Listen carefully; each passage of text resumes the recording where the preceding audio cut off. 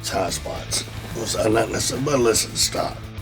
Do the Highspots with some psychology. When Highspots came to me and offered me the opportunity to start interviewing people for I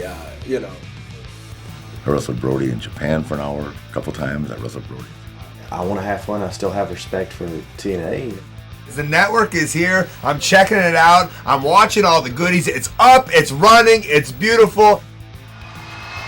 Here come the Hardy Brothers! It was me looking myself in the mirror going, you know what? You never know when another shot like this is going to come along. There'll be another woman along in a minute.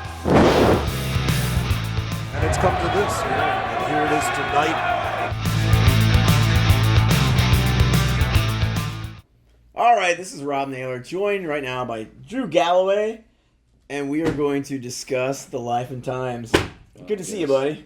Good to see you too. All right. Don't love interviews, but I love you. So. Oh, look at this! What a great. Here I am doing an interview on camera. This is fantastic.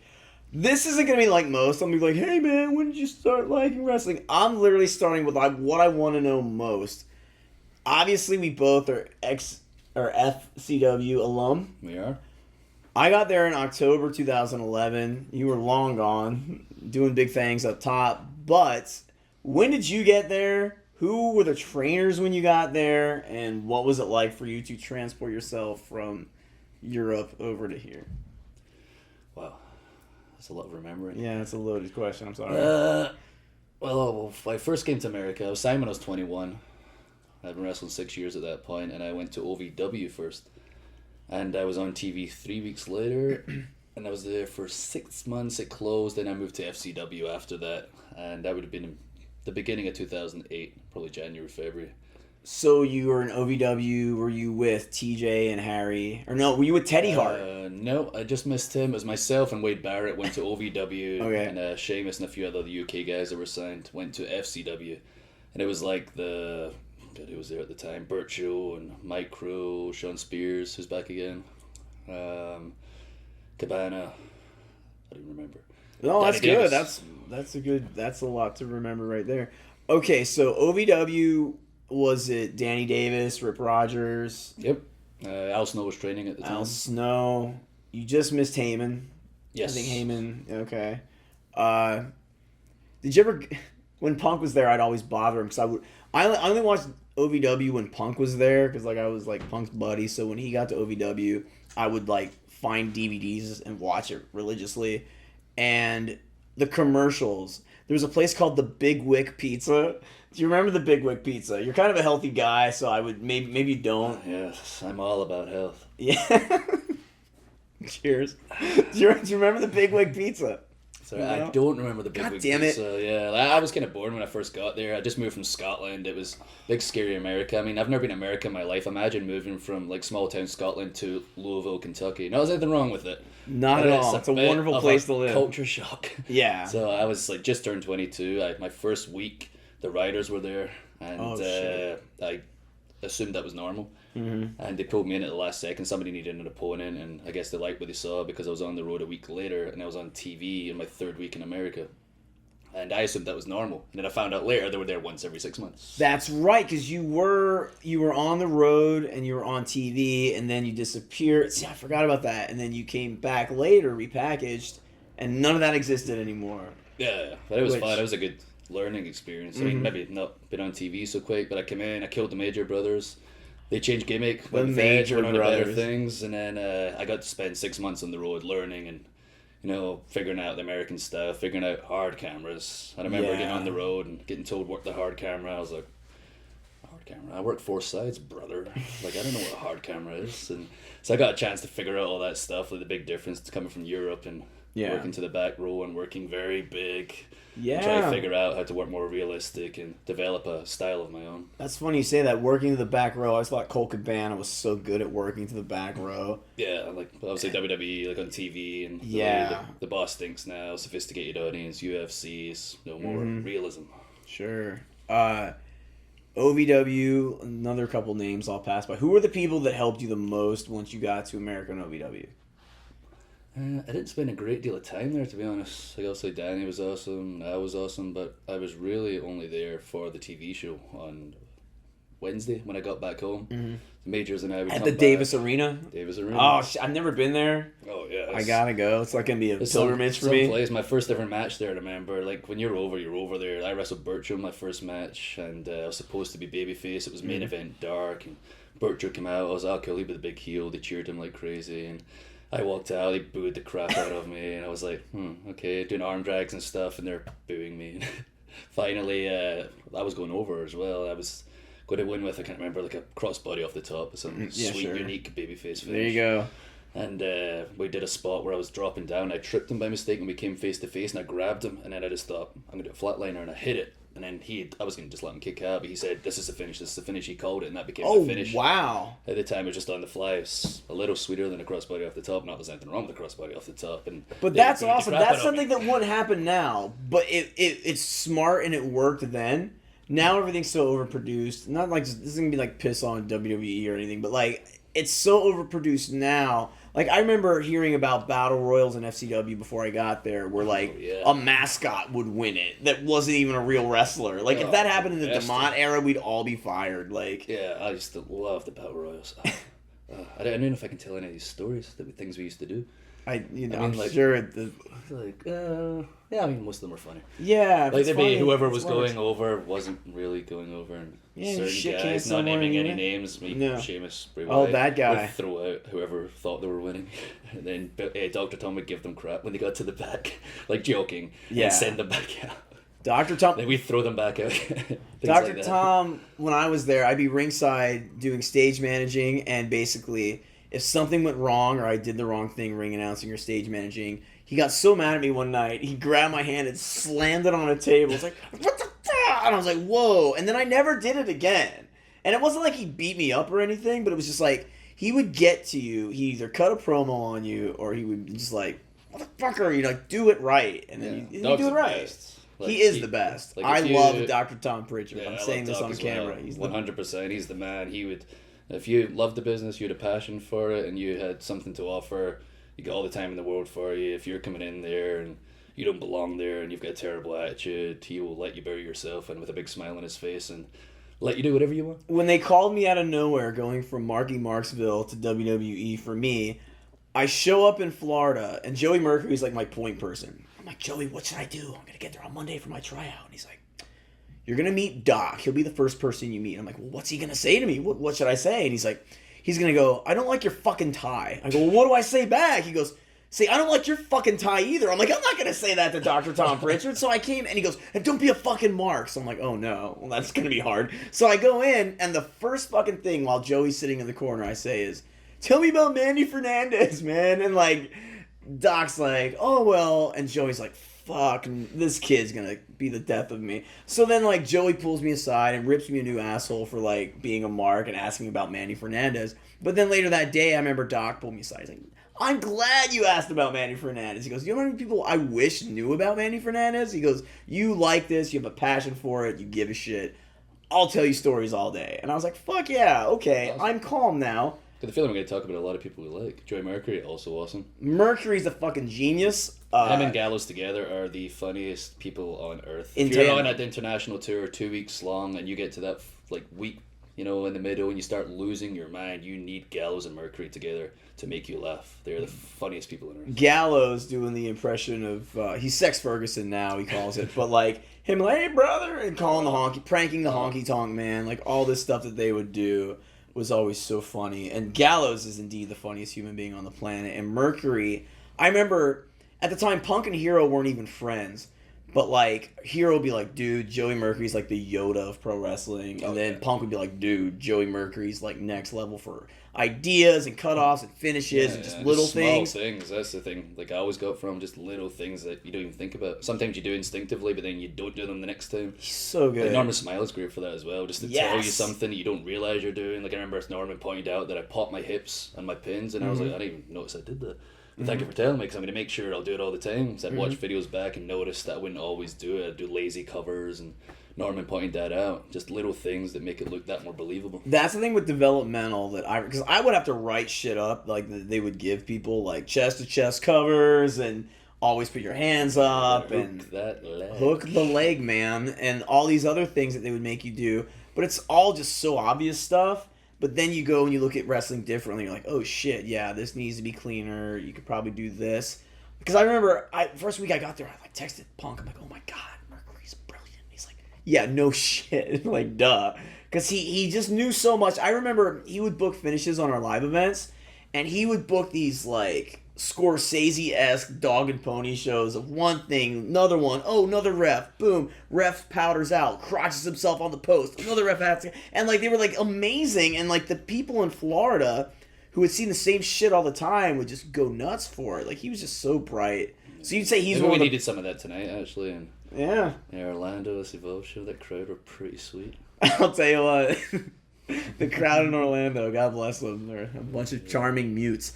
So Ybor is amazing. I love Ybor. Ybor was amazing. Respect to Thank Ybor. you, Ybor. We love you. Visit the castle. It's an amazing place. And then, have you been in the castle? I don't think I have. Oh, it's a vampire bar in Ybor. I remember the Ascent. Yeah. I won't incriminate people, but it's a really popular place. So aside from that, back to Kentucky. You weren't there long. They sent you to Florida. When you get to Florida, is it Kern, Kidman, I assume? Yep, I first got there. Kern, Kidman, Dr. Tom, Doc.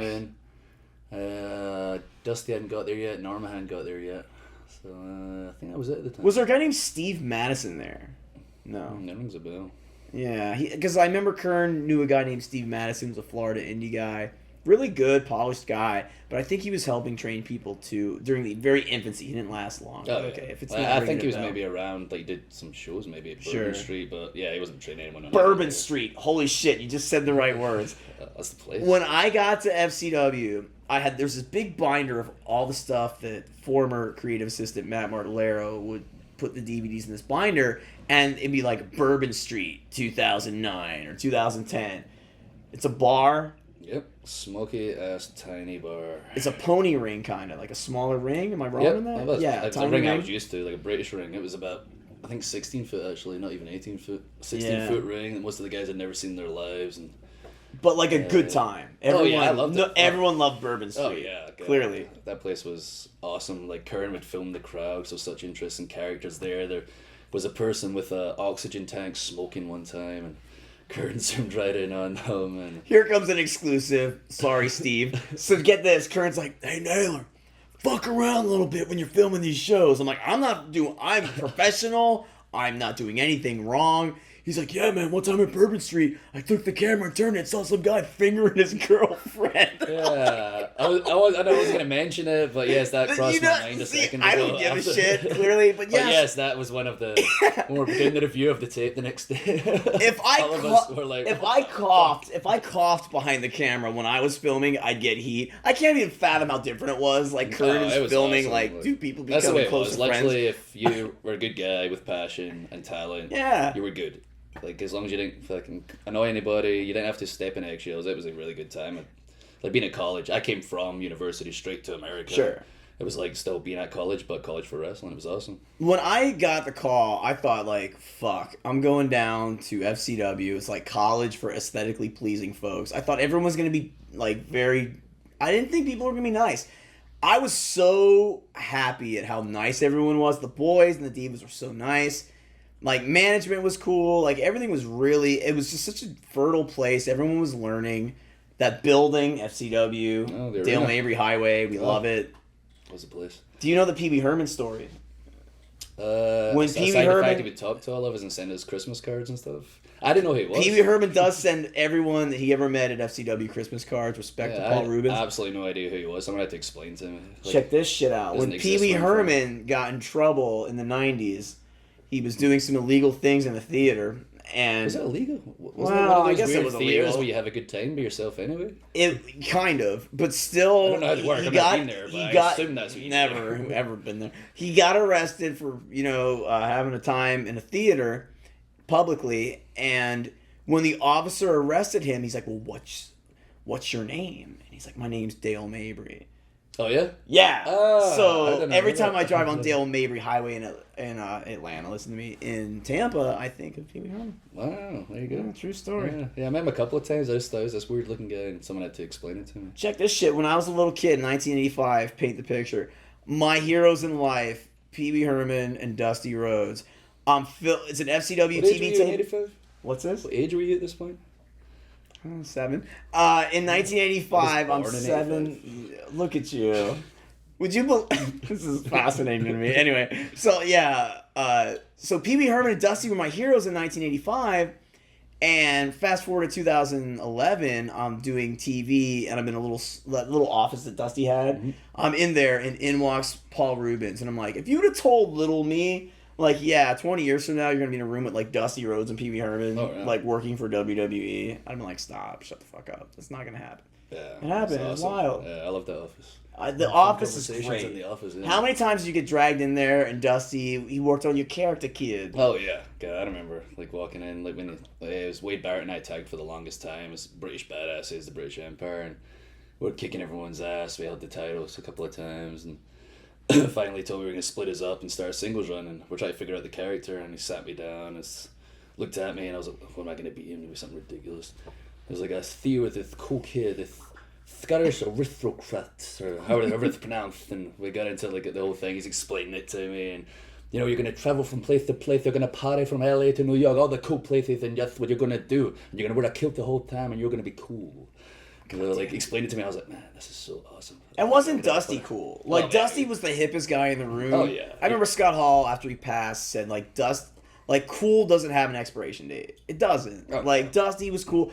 He didn't totally get it. Like, I mean, he was like, in 2000, like, he's like, who's that band? Limp Dick Biscuit? I'm like, not Limp Dick Biscuit. Close enough. But, like, you know, Dusty, his finger was kind of on the pulse.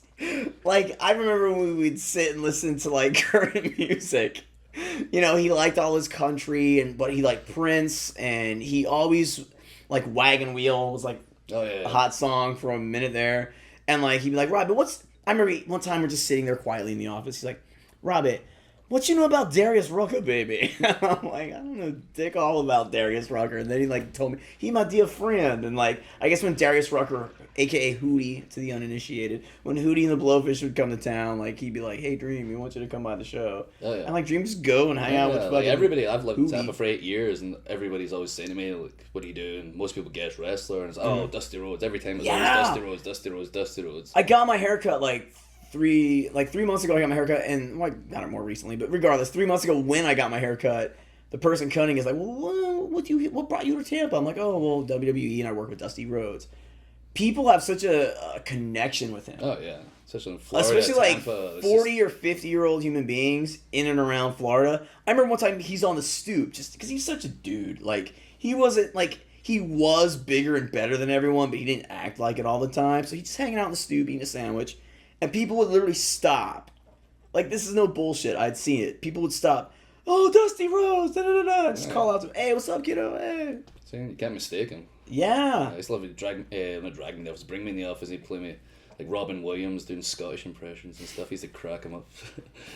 I didn't quite get the Robin Williams comedy, but it would crack him up, which cracked me up. He's a big Robin Williams mark because I remember when Generico got there, you remind me of Robin Williams, baby. Oh, yeah. He always called him Little Robin Williams. And, like, Ramy's just like, I don't see it. Well, I didn't either, but fuck it. If Dusty says so, you better just go with it. Go with it is right. Kidman. Good dude, right? Oh, yeah. Love Kidman. Funny. He had most of our matches, always had awesome finishes. Like, he was great with the go-home sequences and the finishes. And... He quietly got there, though. Like, I remember, like, one time just IMing with Punk, and he's like, yeah, Kidman gave me the finish. I'm like, Billy Kidman? And, like, yeah, he works here. I'm like, really? Like, Billy was a producer? Or he did the gorilla position? Yeah, on the road. But he was down there first. Yeah, he he came worked to with the SCW girls first mostly, initially, but yeah. he would help with our go-home sequences and finishes, and he always had great ideas with that. He was somewhat difficult for me because at the TVs... the budget at FCW and NXT initially wasn't what it was today. So, like, he'd be there running Gorilla, and I'd be like, here's your stopwatch, Mr. Kidman. And he'd be like, dude, this stopwatch is the shit. Go get me another one. I got him 4 stopwatches one time. And remember, I like would cue up the music. I'd make sure everyone had their formats. I'd have to, everything changed. I have to go get another one. I did a lot of shit, but then like if people needed food, I'm running to the ale house. But then Kimmy needed 4 fucking timepieces that day. And he's like, man, all these are the shits. He goes, you picked the 4 worst stopwatches in all of Florida. And I was like, God damn it. But I think he was just like testing me, like, let's see how much shit you're going to eat. And I'm like, you see Gorilla as well. It was like the table with the one monitor and the one headset. Yeah. It's crazy, like how much it's grown. And now they got the little IFB gimmicks for the refs, and they never had that. It's crazy. Like even seeing OVW, then FCW, watching it develop, and then seeing the performance center, it's just unbelievable. Yeah, it's wild. Because I remember, like when we'd shoot FCW TV, that backstage was great. Because you'd film all the stuff backstage and like where the 2 rings were. And basically when you were there, who were like your top rivals in FCW? Like aside from Sheamus, because that's like obvious. I'm trying to think who Wade and I used to wrestle. Oh, Puerto Rican Nightmares. Like initially it was Wade Barrett and I tagging for like a year. It was Eric Perez and Eddie Colon. We wrestled them all the time. And they hated it. So kind of that was right about the time I started developing the style that I have now. And like Steve Curran and Dr. Tom especially kind of saw like something in me, like aggression wise, and they helped bring that out of me. But to bring it out of me, Steve would remind me, lay everything in, don't waste one punch. And if I fluffed one punch, he would be on my ass, tearing me to pieces. So that's when I was killing people possibly for real. So they were a bit terrified to wrestle me, but that was him like bringing out that he saw something in me, and I'm known now for being so aggressive and stuff, and that was where it was developed during that period. Kern was like a Bill Watts guy where like I remember one time, I'll have to say it, Briley Pierce had a match and like he was kind of light on something and Kern like just smacked the shit out of him.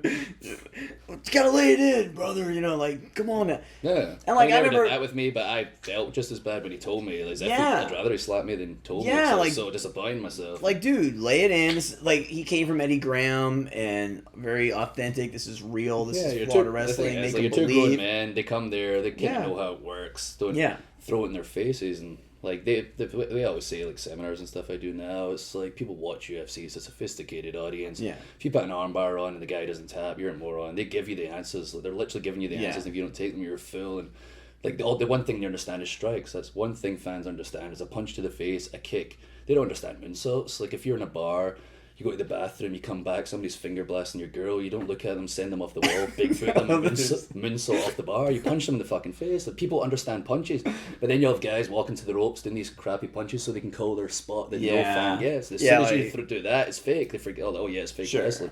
They want to enjoy it, they want to forget, and they literally give you the answers, and if you don't take the answers, you're a moron. I know a photographer that currently works for the WWN parent family. He's like, I want to shoot with Drew, but he's so physically imposing. Like you have an authenticity about you, both in the ring and out of the ring. That like you're the nicest guy. However, it's just like you have an authenticity in what you do that people are like, oh shit, can't even ask him. You know what I mean? I thought that was funny today because like I know you and you're the nicest human. Well, that's cool. That's what I'm trying to portray as realistic as possible, and that's the way I look at it. You're a full-grown man, and the more believable it is, the more fans get invested, the more fans believe in it. They're going to pay money to see it. Good call. Getting called up the second time around. First time you got a taste of it, got brought back down. Worked on things, modified things, got called back up. Was there any like character tweaking at FCW before you got called up? Because I know that kind of changed over the years too. Like, basically, they sent like Husky Harris back down, and then Dream and him and I all sat in a room. Okay, how about this, and this? Okay, this music, this. Okay, Bray Wyatt, boom.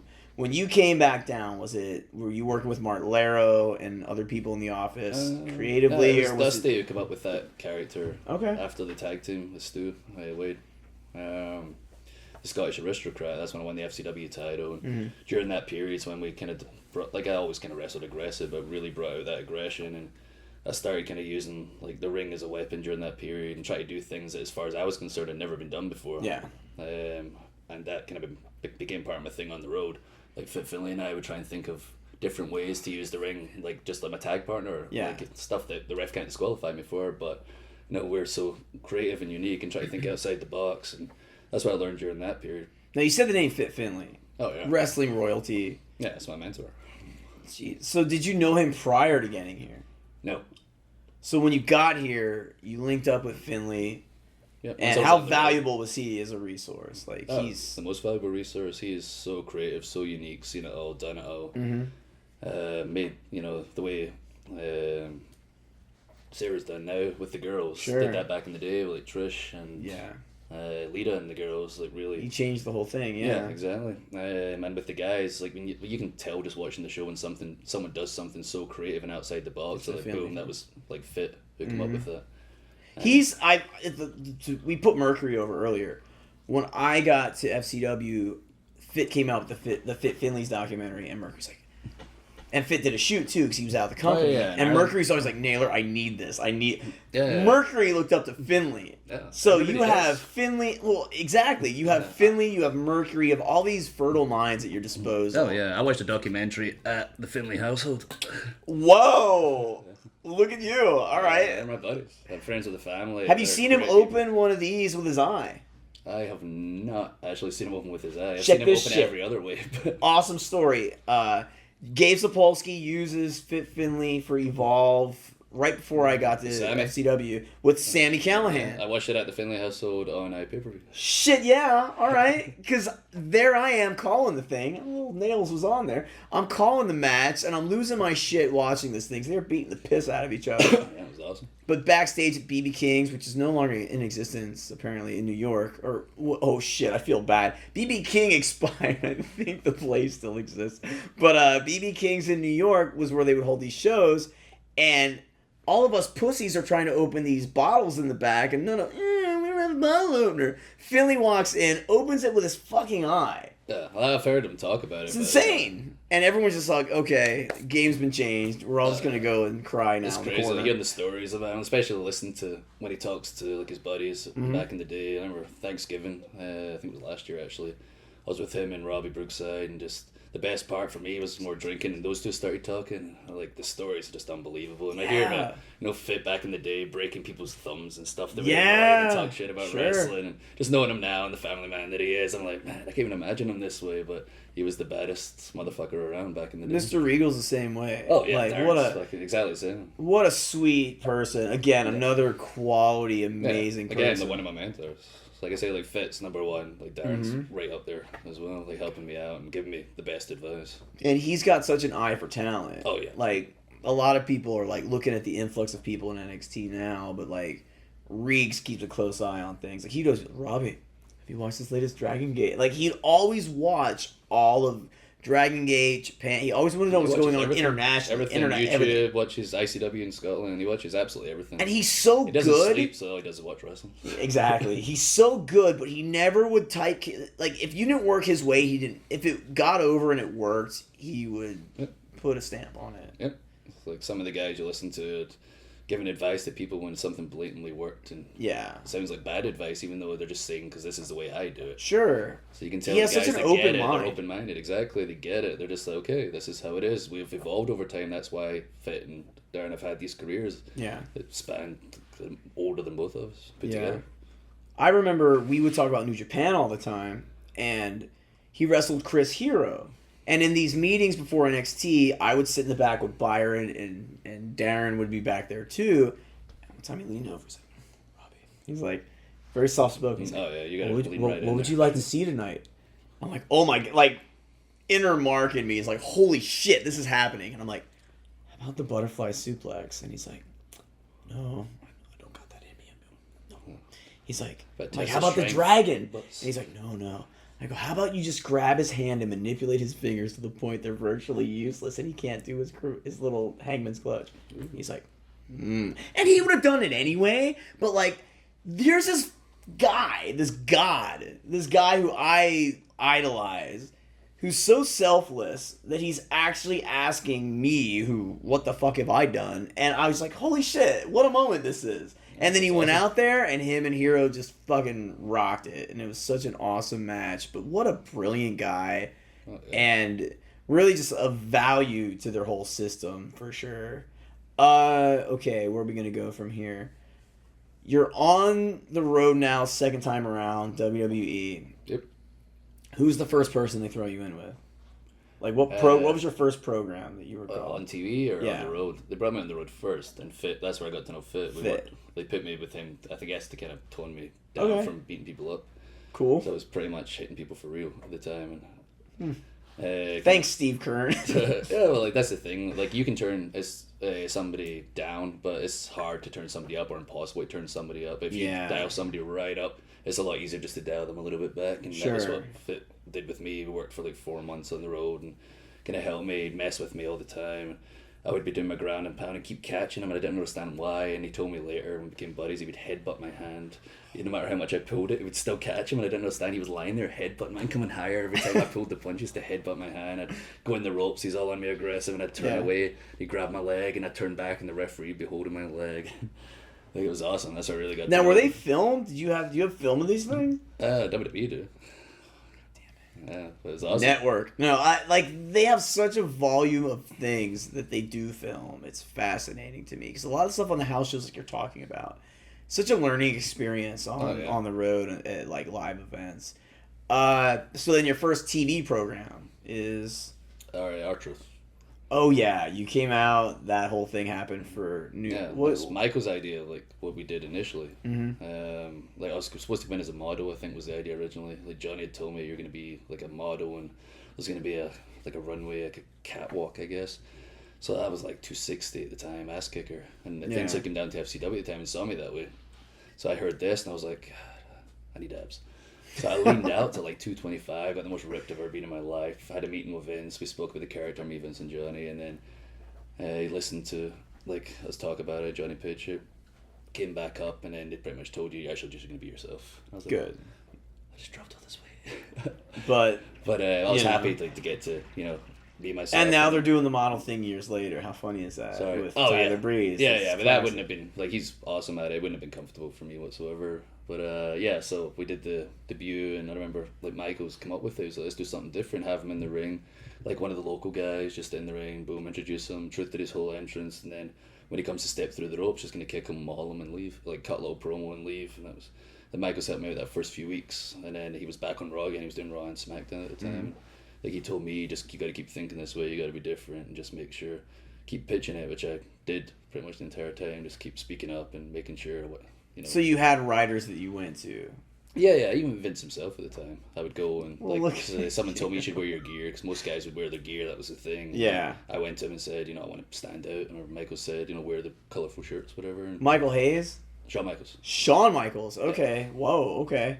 So like another one who's brilliant. Oh yeah, like he helped massively. It made sense. Everything he was telling me. So I was 20, just turned 24 at the time. I think. Mm-hmm. I started the Chosen One thing. And I went straight to like Vince every time, just saying, Michael's got this in my head, be different. Can I wear like the shirt and suit pants rather than the underwear like everyone else? Yeah. Be different. Wow. That's crazy. So we've got Fit, we've got Mercury, we've got Kern, we've got Shawn Michaels. Like the list goes on. Like Taker as well. Was in charge of me at the time. Like Vince told me. Because you're a big man, and basically Taker's like the mentor for all the big dudes. Yeah. And Vince told me Taker's your guy. Listen to him. Wow. Which was crazy to me. Like, and what's he like? Because I've had 2 conversations with him. It's like, hello, hi, I'm Rob. Yeah. Okay, bye. Like the man. Yeah, all right. Absolutely, 100% man. Like that's awesome. He's the leader, 100%. He's backstage. You would never catch him in a bus or anything. He's there watching everything going on, just giving the best advice. Gave me the best advice I ever had. Don't play wrestler, be a wrestler.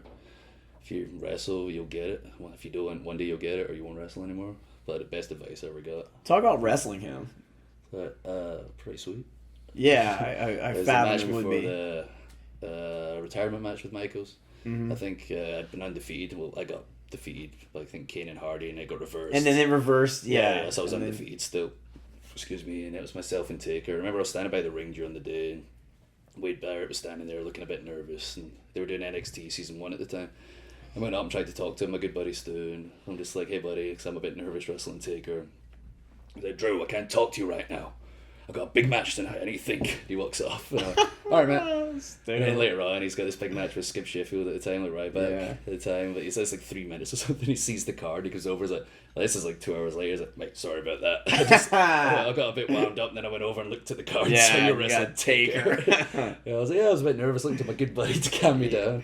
But yeah, it was awesome, and it's cool that Taker's the one that took me down. It was also really cool that I came out second. Like, most guys would go out first, and Taker would do the big. And you had the great music too, though. Oh, the music was the best. Now, did you go directly to the office with that? Did you have a hand in the music? I had no idea. I was just standing there one day. I told them I didn't like the one we had. I grabbed fit during the house shows, the ones I was using before we had a generic one there, but before that, we had another one with words, and I got fit and listened to it during the house show, and I went, "This is kind of crap, isn't it?"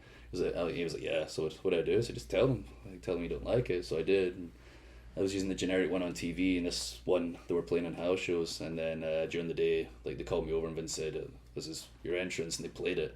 And I was just standing there, just like, "What?" It set you apart because it had that brooding like beginning to it, and then just kicked that's the in. thing. The way, like, and then when I saw it back on TV, they played the whole screen. It was like a horror movie. It was awesome. Yeah, God, I miss that music. It's wonderful music. Your current theme is badass though too. So you wrestle Taker. After that, is it Matt Hardy at this point? I remember you and Matt Hardy kind of went head to head for a while. Yeah. That was, again, just happened by chance. Like, myself and Matt called a spot. I said to him, "Do you mind if I stomp your head in the steps?" He was like, "Yeah, sure, just don't kill me." So it was myself and Ziggler against Matt and Truth. Technically just finished feuding with Truth. We still had a little thing going. I gave Matt the stomp. We came in the ring and he sold it so good, and the referee got between us, checking Matt's okay, and I guess they got such a good shot at Matt, Vince said, call the match. So the ref called the match on the fly because Matt was selling it so crazy. I guess it looked so vicious, and Matt sold it great. Then Vince called the match, so we had no idea what was going on, and then he's on the outside, I'm screaming at the ref what's going on, he has no idea, he's looking so confused, and I'm grabbing the ref, like, "What the hell's going on, what are they telling you?" He's like, one second, finally went, attack Matt, and I ran out, grabbed him by the, like, face, and went, "Sorry, bro," and ran the back of his head off the steps, and that's how it all began, just on the fly, and Vince making that call. Wow. Tonight there was something that happened. I don't know if you saw this, but on the pre-show, the kickoff, Martin Stone came high with the clothesline, knocked his opponent out. Oh, yeah. Oh, actually, he told me he knocked somebody out, Yeah, knocked him out, because he comes with this lariat, right? Knocks dude out. I'm on commentary, and I'm like, yeah, this guy's knocked out. And then proceeds, the referee should have just called it. This is why they need, I think IFBs are valuable, because, like, the guy's out, but then he picks him up to go do, like, the twist of fate thing where he's going to DDT you with assistance from the ropes. Well, he's unconscious. Well, the guy said he could keep going, but the guy was out. So then the guy gets up, he tries to pick up dead weight and do this, can't, falls down. Guy goes down, wastes some more time. Ref should have just called it, but he starts counting. Well, dude gets up, and then it continues, and then he does it again and DDT's guy. And, like, I'm on commentary, and I'm like, Jesus Christ, like, this is not good. Like, and I get right off commentary, I walk to the back, and Gabe didn't know exactly what was happening, but he was, like, telling the ref, if you're the ref, call it. Like, if the guy can't continue, even though he says he can, just call it. Yeah. It's a knockout. You can That's usually it. tell. I mean, Sure. I've been in the position where my opponents got knocked out. I think it's Dakota Darso. I was wrestling FCW. Dakota Darso. Wow. It was awesome as well, but we had a match where he was going to jump to the second and go for, like, a crossbody. I was going to catch him out there with a clothesline. He went up, slipped, and I went too far, and I was like, okay, cool, I'm just going to forearm in the back. But then he tried to jump, and I tried to reach back and catch him. I caught him in the head and knocked him a bit silly. And again, the ref told me, oh, he's fine. So I was like, okay. I went to pick him up, and he didn't look fine. Went back down. Can I help him up? When you okay? I was like, yeah. I was like, just do the finish. There's a flatliner. Because you're always okay. Like, that's the thing with wrestling. Like, no matter what, I can keep going. When you see the I'm flatliner okay. back, he still hit his head as we went down. I wish we didn't do that. But it was unfortunate. I think the guy's okay, actually. Full disclosure. I think he's fine. But, like, he just got not loopy for a minute there. I spoke to Martin. He said it was grand. Yeah, it's all good. Martin, though. You knew Martin. Let's talk about Martin Stone for a minute. What a great guy. Awesome oi, guy. oi. Yeah, he came through the system, and I thought the world of him. His promos were great. He stood out. And then it just never happened. And there's numerous reasons why that shit happens. But, like, he's so good, and he's back on the... He's on the circuit now, and he's doing really good. But you knew him I remember he wrestled Hero before both Hero and him got there. WXW for Felix, and it was such a badass match. So then Hero got there, and they're like, "Oh yeah, this new guy's coming from the UK." I'm like, "Who is it?" Like, Martin Stone. I'm like, "Oh, Martin Stone." So then he came in, and you knew him way back when, right? Yeah. think it was the first time we wrestled. I've been on a bunch of shows with him. I think we wrestled when I was 19 for the first time. 2006, 7, 6, 5. I didn't know years, right? Yeah, I'm sorry. But I was 19 at the time. Yeah, you were 19 at at the time. 21, and I came over. I just turned 22, but I would have been about 19. So I was in Scotland, and then there was like London shows. I think we wrestled there also. And like I say, he was like the man at the time. He won this big tournament with myself against Pac. Wait a minute. You were in Europe with Pac. Yeah. Pac. I did not know this. Yeah. This is awesome. I remember seeing him when he first started. Does footage of this exist? Yeah, it was a tournament. I was myself and Pac, and Sheamus was in the crowd. We did the whole angle. He did his cartwheel backflip over the top and took me out, and there was a count out, and Sheamus got dragged out the building. It was Martin and Pac in the final. Well, the interviewer's about to go scour the internet for footage of this. That's incredible. It was called, like, Sheamus and I were because you're such a good base. Like, you're a big man who can fly, but you're a hell of a base for flying guys. Was working with guys like Pac helpful for you to do that, or who were some of the initial flyers? Kind of opponents, like big guys that would batter each other and guys who fly. It was like my favorite kind of opponents. All right. And like aggressive flyers, not just. Did you ever wrestle like Jody Fleisch or Johnny Storm? Yeah. I wrestled Jody in RQW as well.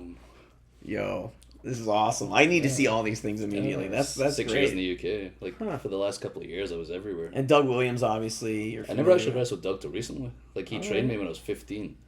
I was on a million shows with him and never wrestled him. No, 15. Were you 2000 or 2001? Would this be, or 2002, 3? 15 years ago. I did the math. 15. Okay. But Kaylin, how long ago was that? 2000. There we go, 2000. There it is. Because I remember Doug came over here for 2002, and he started just doing all this World of Sport UK stuff, and then Alex Shelley and Hero and Punk and Cabana and all these people just were like, what? And then everyone embraced World of Sport and like start watching tapes. Like guys wouldn't tell other guys what tapes they were watching, so they could be the first one to do like the leg lace, pull you down headlock thing, and lay you to the leg and all that stuff. The Johnny Saint. I was stuff. the opposite because I was training that way. I was watching American stuff, like the AJs and Daniels and whatever. See, that's fascinating. I was trying to get my hands on because I was around all the British stuff. stuff. Okay. Wow. God damn it, that's cool. Because I remember a couple more I can think of, but they'll come out. Because I remember. You were in OVW with him. What was the name? He did like the standing Spanish fly. I'm sorry, Burchell. Yeah. Did you take the standing Spanish fly? I'm sure you did. You took the standing Spanish fly? He didn't do it. I never. You're kind of tall. I never wrestled him in the UK. Okay. Like again, he became the man. I remember his first training sessions actually. Like when he first started in wrestling, like we trained at the same place. I used to live in Ayr, Scotland, and there was nothing in Scotland at the time, no scene. Like now it's booming, and ICW is the biggest thing in Europe. Mm-hmm. But at the time, I used to have to travel 12 hours to go to wrestling training. To like the bottom of England, which sucked. 12 hours to go to wrestling training. Yeah, I mean, if you want it, it's simple. Sure. You do whatever. So I used to travel 12 hours to get there, and I remember one time Mark Sloan, the trainer there, said, "You got to see this big rugby guy can do everything." And I was like, "All right, let's get eyes on him." And he was like, "Paul, do the moonsault, do the shooting star," and they got him to do them in the ring. Someone falling asleep over there. Got a captive audience.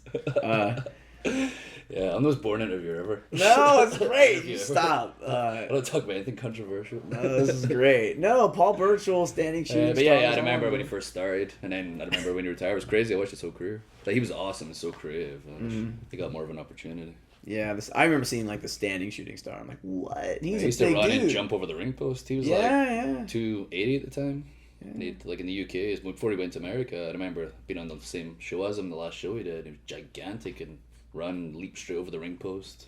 Unbelievable. I felt bad for the guys catching him because everyone. Exactly. Do you remember the Headhunters? The Headhunters. Oh yeah, WWF. Yeah, they were there too. But like, they were the two big 400-pound Abdul the Butcher looking guys. Yeah.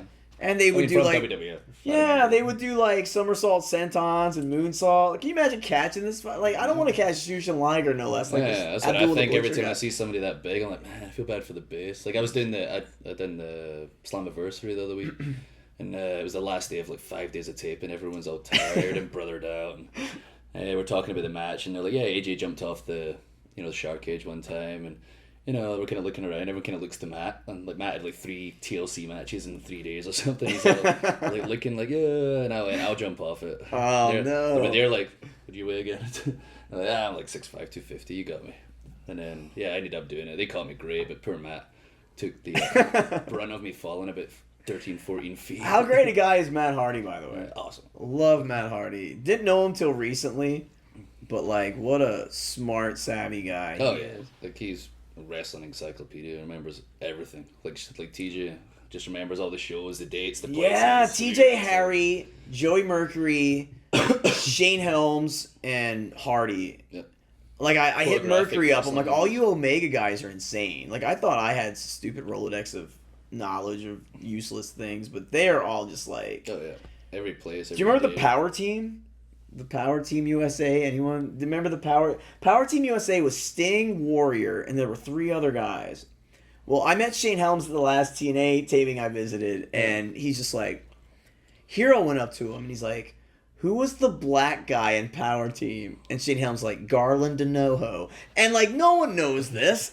And like, he went over to me, and he's like, who is the black guy in Power Team? I'm like, oh, well, Garland DeNoho. And like, Hero's just dying, because he's like, I can't believe 2 humans on Earth, aside from Rick Bassman and the other people in Power Team, know this. But he's like, here are you 2 idiots, and you know all this. Oh, yeah. It's knowledge. He's so smart. Like, Shane Helms, he's great. Brilliant guy. Matt Hardy. That's my 8 match. He's like him and Abyss. Most of my agents, they're both awesome. Great. And Joey Mercury is another one where like me and him would go down the roads, and I could be like, Tito Santana, he's like Mission, Texas, 235 pounds. Like, we knew the Bill Apter magazine, like, weights and, like, heights and everything. We just fuck around. I remember every time I see him, I always tell him, World of Wrestling. That was in the UK. I loved that. Power Slam and World of Wrestling with 2 UK magazines that Bill wrote for. Power Slam. And Bill, I met Bill recently under unfortunate circumstances, but Bill was, like, such a nice guy. He's like, oh, yeah.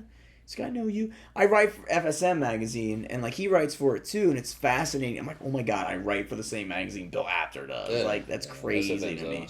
Because we all grew up like, there you go, boom. We all grew up reading it. Month was ICW. So yeah, FSM's the only one now. Power Slam's gone, so SFM's the only magazine. That's the big it's dog. Awesome. If you're in the UK, buy it. If you're in America, order it.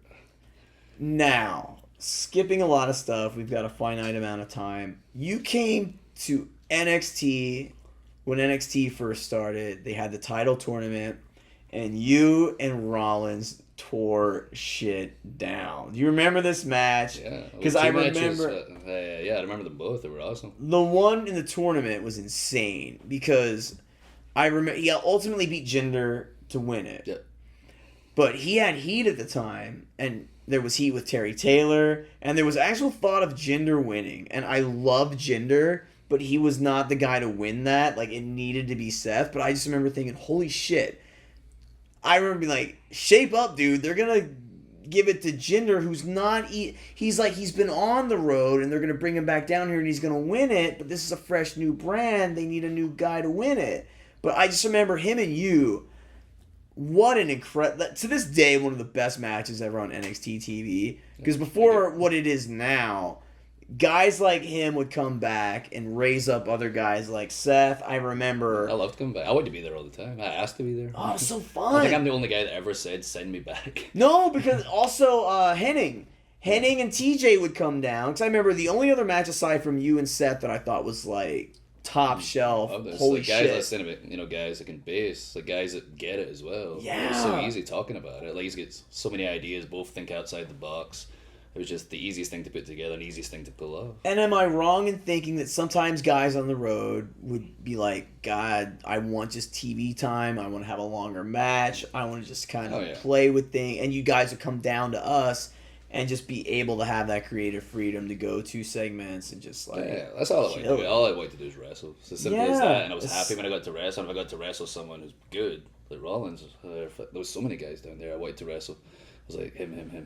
Like, I want to be down here. Please send me here. Send me back. I'm the only guy that said send me back. I remember when you started on the indies, I was so excited because I had like a giant list of everyone I wanted to see you wrestle. But it was funny because when you came down to NXT, it was the same thing. Like, I was like, oh my God, we got to do... Like, I remember... Seidel or Bourne was down there at the time. I'm like, oh shit, they should mix it up. Yeah, we'd won in Superstars one time. I remember TJ still talks about it to this day. Oh yeah? Those are my favorite matches in Superstars. We had so much time. Myself and Bourne, myself and Morrison, Masters. TJ loves Superstars though, because TJ's upset. TJ Wilson, Tyson Kidd is obsessed with Yoshitatsu. And he literally, speaking out of turn, I love TJ, but literally if you go to his home and you watch wrestling with him, there's a Rolodex of months worth of Yoshitatsu matches from ECW or Superstars, including some shit bombs with Regal, which are just cool. They're so good. I'm sure they're great. Yeah, YouTube them. They're amazing. Find them. Hopefully the network has them on soon. Oh, no, I because remember you're that. all I was missing out not on gonna it. say anything. Oh, it's so great. Like, literally, if you tried to mistime as many spots as Yoshitatsu. And he's a great guy. We love him, Yoshi. Oh yeah, we God love bless Yoshi, you. But yeah. like, I TJ... wait to hold Darren afterwards and rock him and say, "Sorry, Darren." Yeah, these Yoshitatsu matches are brutal. But no, he's doing really well now, and well, he's getting better now. You know? Yeah, and I heard like match wise, he's doing good now. Yeah, they just kind of threw him out there, you know. Yeah, I think he got nervous. Like in FCW, he was fine. We had some great matches in FCW. I think Mhm. he just got inside his own head. Yeah, imagine He was like on just the getting road and kind of regressed a bit just because he was just thinking too much. I think Once you there's a relax, lot of it's that easy. though, being around a lot of developmental talent. Once you go from FC, and they used to just thrust you guys up. Like now, there's a process. Go on the road for a it's week, more and then seamless, you're the same character. Yeah. It's a seamless transition. You're used to TV. It's just on a bigger stage. It's the way it should be, always have been now. Sure. Like, And Hunter's done an now- awesome thing. because I remember they would just thrust people up there. Like you were like, oh my God, you might be the record. Like you literally show up in Kentucky, boom. Third week, I think. It was Yeah, on that's TV. insane. Yeah, like 'cause Wade Barrett got there 3 weeks after me, and I was just started on TV. Yeah. Remember Al came over to me and said, "You got a phone call." He gave me the phone, and it was like at the time Howard Finkel used to call you to be on the road, and I'm like, "Oh wow, this is Howard Finkel." Yeah, It's like, Howard Finkel here, World Wrestling Entertainment. How's it going? Yes, that's telling me what I'm doing. I'm like, all right, this is obviously just part of the process. This is normal. And I find out later it's completely not normal, and I think people were a bit upset. But I was just the right place, right time, and they had the right idea or liked what they saw or whatever. But Finkel is an I said this was underutilized normal. guy there, by the way. Oh, I think so. First of He's all, another wrestling encyclopedia. insane. And I was so happy when he came to visit us because, like, he was off the road. I was working on, like, Summer Rae and Alicia Fox's little sister, Kaylee Turner, and all these other people, and I'm working with them to ring announce. Well, thank God Finn comes in because I don't know that much about it. So he comes in and just schools everybody. Then he's going to announce one of our shows in Cocoa Beach. I hand him a mic. The mic doesn't work. You serious? How shitty do I feel as a human at this point in my When he life? announced me a couple of shows he did, I was so excited. When JR did a few of my matches on SmackDown and Fink announced me, stuff like that. He does weddings now. I don't know, I'm sure he Howard- does with that voice. It's amazing. But yeah, Can you I imagine? remember I wrestled Steamboat. Like I think myself and Jericho had the most amount of matches with Steamboat in the past 20 years, whatever. And I got to wrestle him all the time when they were getting me ready to come back. And I remember Fink announcing one of the shows I wrestled Steamboat, and I was just like, "What is going on?" This is insane. Yeah. What is going on? Ricky Steamboat. Talk about him. You were around Yeah, him awesome. a good deal. Like again, knows everything. It's so funny when you wrestle him. Like he just is so calm, talks to you like we're talking right now. Just like, okay, this is what's gonna happen. You're gonna take your time, listen to them. You listen to them. They're gonna come. Boom, boom. Here we go. And you see them coming. He's just like narrating the match. Never like, saw what him is raise going it. on here? This is just a guy who's done it all, seen it all. Yeah, you never see him raise his voice, which Oh, I think yeah. is nice. I mean, I think there's a place for people to raise their voice, but he was just a calming influence. Oh yeah. So nice. That's why he's only ever been a babyface. Yeah, really. He's He's have it a in him to be a heel. Nobody would believe it. he's a life babyface. Like we love Ricky Steamboat. So again, we're just jumping all around here. You jump on to the indie scene. Oh, actually no, 3MB. We got to talk about the 3MB Oh, yeah. brothers. I mean, we skipped the IC title. Oh, I know. WrestleMania. We jumped to 3MB. We'll be going 18 hours otherwise, but let's talk. titles. But, how dare you? We're gonna go to 3MB right now. Talk about Heath. Talk about Jinder. Awesome. Both Love them both. wonderful humans. Yeah, like, it's just I think it was unfortunate. Like Vince had the idea, wanted to give Heath a group. People had obvious suggestions. Vince doesn't think like most people, and said something completely out of the box. So take two serious characters that we've not been doing anything with forever, and do this to see what happens. And I guess they had like a thought process, but I needed surgery at the time.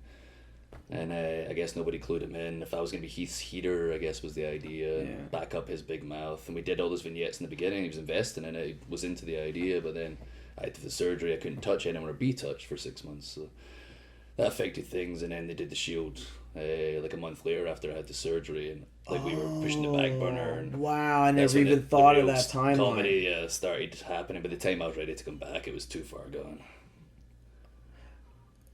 It was too far gone. I know, but it started getting over. Like by the it was time, getting just over. before like I was gone. It was like Yeah. wow, everywhere we went, house shows, whatever. It was like wild. I was like wow, people are really digging this because we're just having a laugh, having fun. Yeah. So you can either get annoyed and go, oh my god, I wish I was doing this. I wish I was in the main event. Everyone wants to be in the main event, but WWE reality is we get so many unique hours. I'm going to focus on the main storyline. We're going to focus a little bit on this storyline, but it's all about selling TV with the main storyline, and that's just the nature of the beast. So you just, okay, this is what I'm dealt right now. I'm going to make the most of it. Let's have a laugh. Let's, we're in a rock band, it's a fake rock band. We're paid to bloody look like idiots. Let's just fucking have a laugh and be silly. And the crowd could see that, and they started just laughing along with us because we were being so ridiculous. They just got into it. Another TJ story. Don't hinder gender. The greatest sign in the history of that popped mankind. up a few times. Yeah, I just like remember. Cena tweeted one time that like brought it back up. Just remember TJ popping for "Don't hinder gender" so hard. Oh yeah, like, what a I great can picture him sign. saying it as well. Like they say TJ, I picture in his voice. Some of those once made say the crime time stories. Yeah. Jesus. IC title reign. Let's talk about it. What was that like for you? Oh crap. Awesome.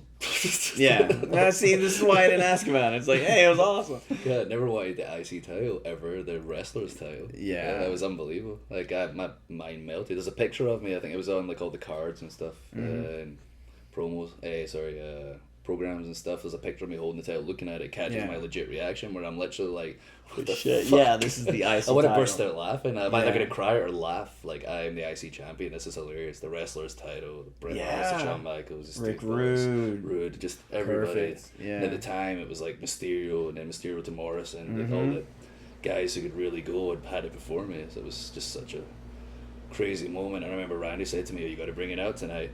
I remember Sheamus won the world title that night, so him and I are both just laughing our heads off. Like, I'm IC champion, he's world champion, we're both like, fuck. Yeah. What's going on here? And then Randy was like, bring the title out, like it was going to be like something about, oh no, I can't do that. I was like, hell yeah, I wear that thing to hold up my jeans everywhere. Just give me an excuse, sitting in the restaurant, a big smile on my face with IC title. The IC title.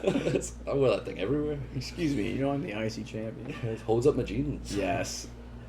Talk about Stu, Wade Barrett. Great guy. Awesome. Another guy. How long have you known him? You knew him before you got here, I'm sure? Yeah. He was, myself and Sheamus were on a TV show in Ireland called Irish Whip Wrestling. Okay. So we became really good friends. At one time I did a show and he took us out to the club he worked at. I was like 18 at the time. And I went a little crazy and went to an after party and missed my flight. And then my phone died, I had to find a charger. It was the whole thing. But then inevitably I ended up staying with Sheamus for 2 days. Mm-hmm. We got talking, realised we had similar interests, similar goals. Pretty much the same person when it came to wrestling, and that's when we became really good friends. We started a program right after that, and the promoter wanted to get a faction together. And I was like, okay, I want some bigger guys. At the time, I wasn't the size I am now. I was like 18 or 6'4", I think, at the time, and about 215. A lowly 6'4". Yeah, tiny 6. I'm 6'5" and a bit now. It's a bit that makes a difference. So I need some bigger guys. And there was a guy there at the time, French guy, who's in FCW now. I don't even know his name is in FCW. It's Pierre Marceau. He was back in the day. He just got his head shaved. Yeah, I know who he is, and this is so damning to me not to know this. Yeah. Watch the product, Rob. But I know who you mean. Yeah, we all know what we're talking about. Yeah. But Pierre, as I There call it is. him. But yeah, he's in my Marcus Louis. Luis. Yeah, that's what he goes by in NXT. But yeah, so he was in my group. We chose him first. So Sheamus and I liked him. He was a guy who had a lot of passion, a lot of drive, bigger guy. And he said, I need another big guy. I want these fucking enforcers. So we've got a brother who's pretty big, and he was like, this guy I saw in Wales. His name's Stu. Right. Big guy, nice guy, and it seems like decent. And then so we bring him in to get a look at him. I was like, okay, I like him. He couldn't understand a word I'm saying. Hopefully everyone does here. Like, my real life voice is a bit different than my promo voice. I'm mumbling and talking all quiet with my Scottish accent, so hopefully you know what I'm saying.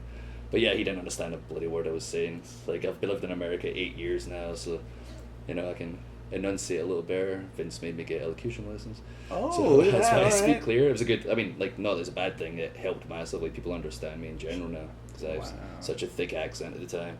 Stu understand no word I was saying, so we formed a faction, myself, Stu, and Sheamus? Pierre. Oh, Pierre. We were the Foreign Legion going after the undefeated Sheamus. 2 years. He did the Irish Whip title on the TV show, the only TV show in Europe, and then inevitably I won the title there of Sheamus with Wade and Pierre as my backup. See, I never realized everybody was interconnected like that. That's crazy. Yeah, we all come through together. I certainly didn't think Pierre. I thought he was a new one. Wow, that's crazy. Yeah, he's been around for a while. Huh. But yeah, Stu's such a great guy. Like, awesome.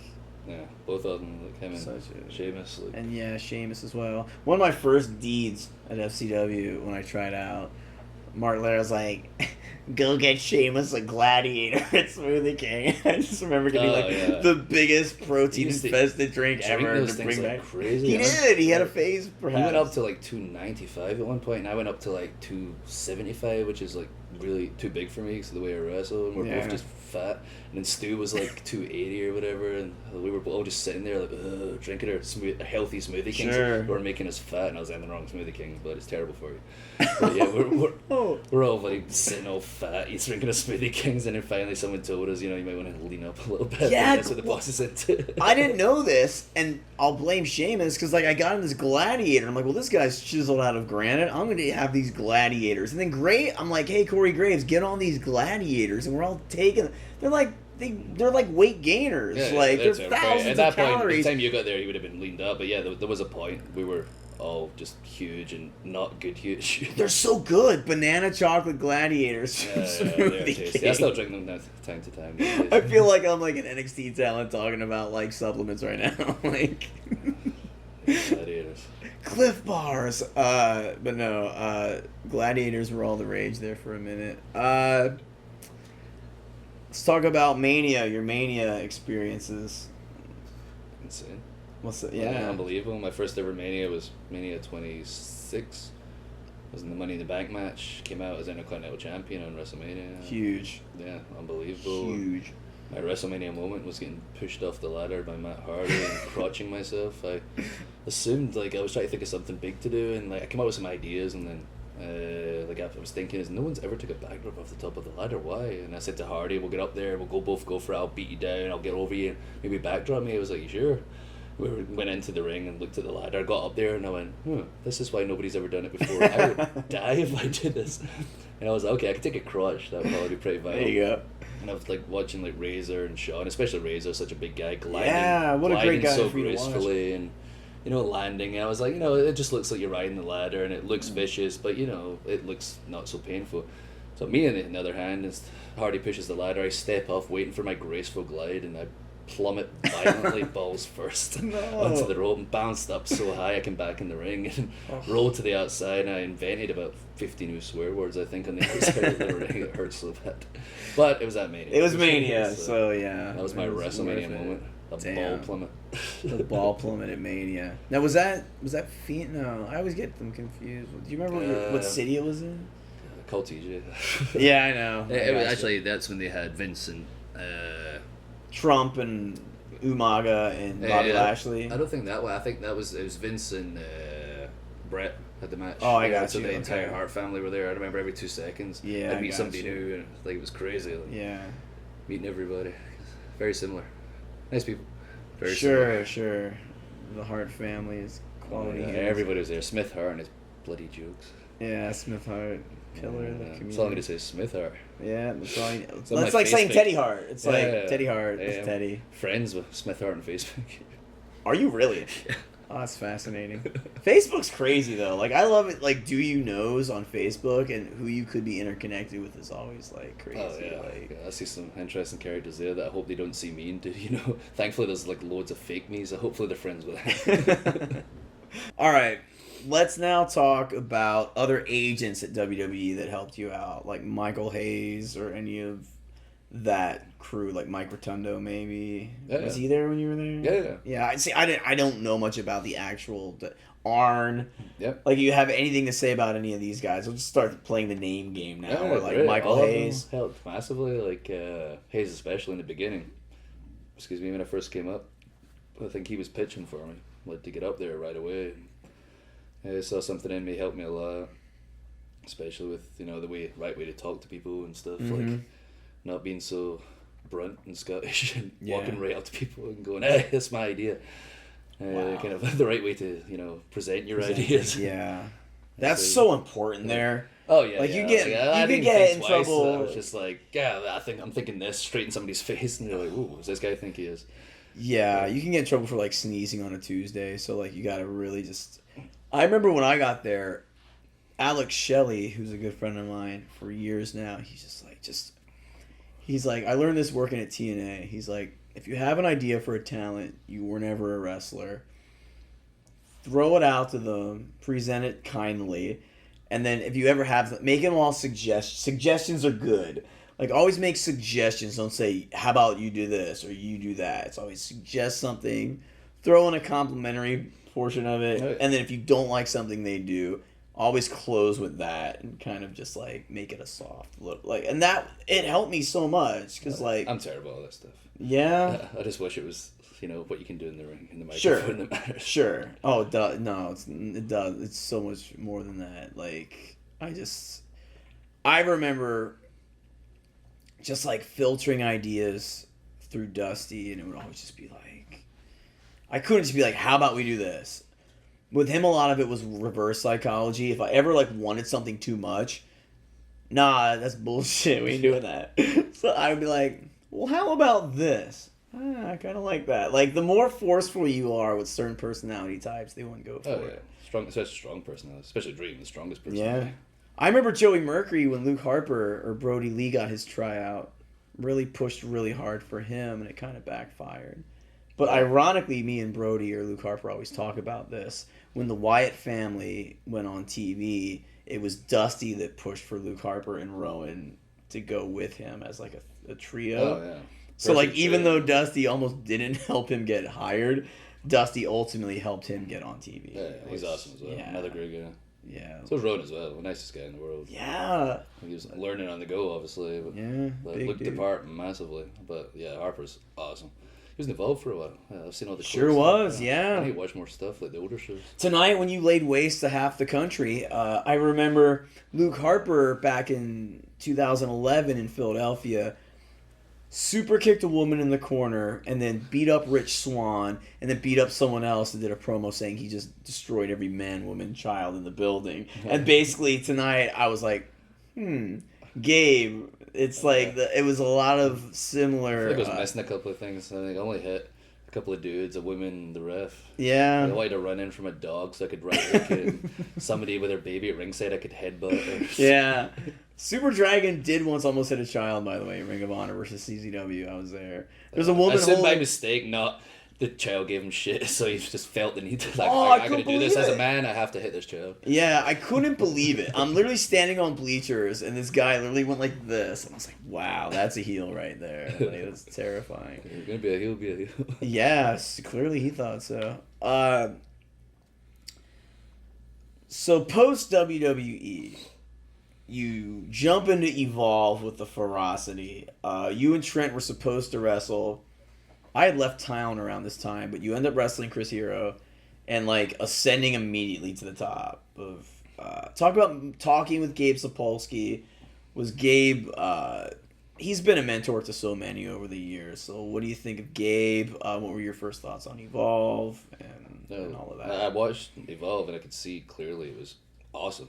Mm-hmm. Guys were awesome. Like I knew of Gabe and what he'd done, especially with like Ring of Honor. Mm-hmm. And I spoke to Trent one time. We were sitting having a few Steve Weisers, and I'd mentioned to him, like, I want to get out there and start, showing people what I can do. He's always, pushed for me. I remember one time Roddy Strong said to me after we'd had a few matches, trying to, put you over big time, and I was like, that guy, man, like, he's so brutally honest, but he was meaning it as a compliment, but now I see it, which meant a lot to me. So I respect Roddy so much. He's so good. But Trent was, telling everybody, Drew can go. I know you've not seen him do much in a while, but trust me. And then that's what I said to him, I want to do these places, and he was like, Evolve's awesome. Like, you're not going to get the money you get elsewhere. And I said, it's not about money. I just want to wrestle, and I want to wrestle the best because I want to be the best. It's as simple as that. And he went, I bet I can get us in a match. And I said, perfect way to start. And then he got hurt, and during that period, I went back to Scotland of a surprise return. And the company ICW is just doing phenomenal. The best company in Europe, one of the best in the world. The fans are unreal. We sell out everywhere, every time, months in advance. I'm about to do a show in 3 weeks. I've been champion there since November. It's 1,800 people. It's been sold out for 4 months. Wow. Something that's just unbelievable, the Scottish scene now. And I spoke to the promoter right away. I called him as soon as I was gone for WWE. Everyone's texting me every Tom, Dick, and Oh, that's when you Harry. showed up and it went crazy, right? Yeah. Everybody's texting me, trying to get me on. He's the one guy who didn't. It's like, he was like, well, Wolf Drew's upset. You know, I wasn't. It was the right time for myself and WWE to take a break from each other. Like, there's nothing they could do logically to get me in something serious. I just had to get away and do my own thing for a while. That's healthy. Yeah, and it was the perfect time. And I called Mark Dallas, the ICW promoter, and I said, what's up, blah, blah, blah. And he said, yeah, I've got some dates coming up, you know, if you'd like to do them. I just didn't want to text you. And so I said to him, you know, why didn't you text? So, you know, you might be upset. You know, you're the one guy who didn't. I appreciate that. But here's the reality. What's the next show? And he went, this date, like 3 weeks from now. Yeah. And I went, I'm coming. Book the flight, I'll be there. And I said, there's the one thing I want, don't tell anybody. I'm not going to tell my dad, my brother, anybody. I'm not going to tell anybody. Don't you tell anybody. So I think it was him, Jester, the guy I was going to attack, and Chris Renfrew, his like right-hand man, are the only guys that knew. When I came over, snuck into Scotland, had my hood up, sunglasses. I took them down one time. The guy recognised me with passport control. Like, Scotland's so small. So my personal business is like national news. So like, he's the only guy who recognised me. I hid in my house for 3 days with the blinds closed and played Guitar Hero with my buddies, just drinking beer. It was awesome. I'd not been home in Scotland much over the past 8 years, so it's such a good time for the 3 days, but never left. I snuck out to go to my buddy's gym a couple of times with my hood on and stuff. And finally we went there and I was like, man, are we going to do this? Pull off a secret in wrestling? This is crazy. And they got me down to the basement, I remember. I could hear it from the basement how crazy it was. It was like 1,600 people that show sold out, and it was just wild all night. And I was like, wow, I wonder how they're going to react. You know, how's it going to go? I really don't have a promo in my mind. You know, we'll just see what happens when we get out there. And sure enough, the lights went out. I ran into the ring, almost broke my rib. Got myself in before the lights come up, thankfully. And I took the hood off. It was just insane. Biggest reaction I've ever had in my life, probably will ever have, no matter. Even if it's WWE, 90,000 people, I don't know if they could make as much noise as 1,600 Scotsmen. Yeah. Like, it was wild. And poor guys that was hitting when I was that amped up. Yeah. I got knocked out a couple of teeth that night. And it was just unbelievable. And then I just spoke my mind afterwards. And so many guys contacted me. Mick Foley was one of them. And just said, wow, like, this is a guy who could really do something. He did a lot for me as well, Mick, especially. He was going to write something for me like he's done for a few guys. He said, I want to wait and do something special. He was on Austin's podcast. Mm-hmm. He spoke about me on Austin's podcast because he wanted to get a bigger audience, to get eyes on me. He really believed in me. And then Gabe saw this after trying to get injured and said, okay, I think I know what you're going for. You know, you want to make an impact. You know, you're just straight off TV. I think it'll help you and help us if, you know, we do something shocking. Yeah. That was the title switch with Hero the first night. And I think he told me since then we became good friends. He's awesome. He's such a genius, Gabe. Here's something for you might not know. Since 2002, I've spoken to Gabe. I've always, like, when Paul Lee ran ECW, he had Gabe there to run shit by, like, after shows. Like, what did you think of this? This is my perspective, but I'm the booker. What did you think, like, from what you were watching? So, like, from Ring of Honor's infancy till, like, everything Gabe's done now, like, he would ask me what he thought, and there's been 3 people in history where I just got a text or a call or something from him.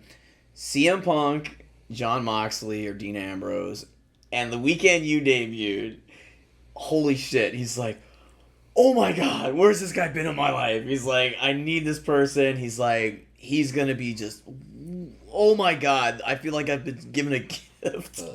He just awesome. was like, so impressed with you after that first weekend. Like, I'm like, no, I feel exactly the same about the company, and his ideas are just unreal. I guess he told me originally, it was like, you know, we'll do it, we'll see what happens, you know, we'll probably take it off him quickly, and then it just developed the way it developed, and it went so well at first, and then I made it a personal mission, because I knew I was going to be traveling around the world, that people believed in me, and started seeing what I was doing, and I started wanting to take that belt around the world, and I said right away, I'm going to get eyes on this place. These guys deserve more eyes. They're the best wrestlers in the world. Every single guy on that show belongs in that show. That's why we've only got 12, 13 guys.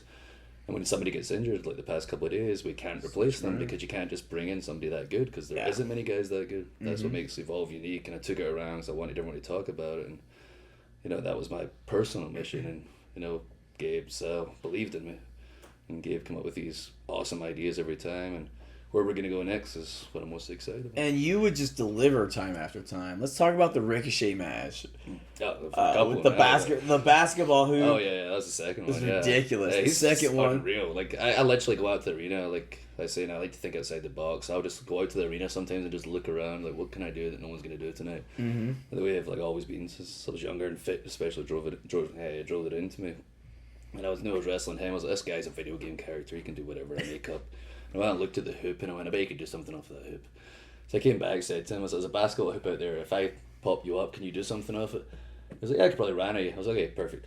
We'll go over it in a bit. There's a show going on, so we can't go out and talk about it properly. Yeah. I guess he went out and looked, and in America, like we don't have in the UK, they've got the big basketball hoops like they put up against the wall. Mm-hmm. They're like 20 foot in the air, and he came back and was like, man, I don't know if we can do that. It seems pretty high. And I went, bro, I'll get you up there. And he went, okay, if you're sure. But he started to seem worried, and I was like, what's going on here? I'm getting him up there, but he's like, you know, he's like, I know, I'm sure you will, but let's go look at it. And we go out there, and he's looking up at this thing that's 20 foot in the air, and I went, bro, maybe that one over there that's 10 foot. Oh, okay. We didn't practice this. I put him up. He bounced off the wall. Hurricane at me. The next thing we did, he ran up the wall. I caught him, threw him up in the air, caught him, and threw him off the wall. You sack of shit at him. Yeah. Scott Hall influence. He picks him up body slam style, sacks of shit. After he backflipped off the wall and like caught him, like, back to back. Those two spots were. I said to him right before we walked out. I looked at him. Like, you know, most people practice this shit. And he went, yeah, we'll be good, bro. It's so casual. He's a freak of nature. Yeah, he's like a cat. You throw him out of a character. tree, he's gonna land on his feet. It's crazy to me. And I didn't know you'd worked with Pac prior, and Pac and Ricochet obviously have the history. A couple of so times. I remember really Pac cool. started. It's Newcastle. There's a company called WZW I used to do. And I remember everyone saying that you got to see this guy, and like at the time we'd do every move like the history of the world because he didn't know at the time. But I would watch him and go, "What the hell? I've never seen anyone fly His like physical potential was insane. Oh yeah, like, and he was just so jacked out of his mind and doing all this crazy stuff. And there was like 100 people there, or whatever, and he's doing the most insane things I've ever seen anyone do in my life. Yeah, I remember there was a guy Jack Evans who I was a big fan of. Yeah, but just in Mexico, he's over as hell. There, I tagged with Angelico and Messia. Yes, and I was there at the Lucha World Cup in Mexico. I seen that, and Jack is my boy since 2003 because he was up in Canada with Harry and TJ and Teddy Hart, and he was just doing things that no one else had really done high flying wise. Yeah. But I then watching the videos, I remember breakdancing was crazy. He's such a character. Yeah. And now that him and Angelico are friends, and I didn't know about Angelico till Lucha Underground, and now I'm watching him, and I'm like, where did he come? Like last time I saw PJ, I'm just like, wait a minute, what is this guy? Where'd he come from? And I guess, South Africa, I was ignorant to it. He's so over in Mexico, like ridiculous. Yeah. The girls love him. Like when you say his name, you can just hear every girl in the building scream like ridiculous. Crazy. Angelico over with the ladies. And so over. And now, off topic, but you, Angelico, Jack Evans, and a litany of other human beings, you're going to make your PWG debut. Ooh. I'm excited. How about this? Yeah, it took a year, but I'm very, very excited. I recall. PWG. I remember, we were talking about it earlier. I'm buddies with Adam Jones from Tool. And we were talking one time, and he just mentioned to me, I go to these PWG shows, and I love this tag team, the Best Friends. And I went, Best Friends? I thought about it, I went, wait, Brett isn't that? And I texted him, because I know he loves Tool. I didn't know Tool. I felt so bad when I started getting to know him. He's such a nice guy. I love wrestling. He didn't care. I was like, I don't really listen for it. And I listened to it. I was like, my God, your band's amazing. And you do all that claymation stuff, and sure. But he didn't want to, talk about that stuff. He liked the fact, I didn't know about the music at the time. But then I text Trent, and he's just, mine was blowing. Yeah, the Best Friends, Chuck and Trent are over with Tool. That's unbelievable. I remember, and then Trent's like, yeah, bro, you got to get out there. It's great. It's LA. It's chill. It's the best crowd. And I remember he was tentative about it. But I was like, brother. Really? Like, these fans just... I've been fired up to go like crazy. Yeah. I'm so excited. Because I remember he was like, I don't know. And I'm like, brother, you don't understand. Like... That crowd in Reseda are just the most feverish, hungry wrestling fans. I love it. That's the thing about ICW in Scotland. The crowd are part of the roster. I said to the guy, you should just have a roster section, all of us, and then crowd. A picture. PWG is exactly the same. I love that.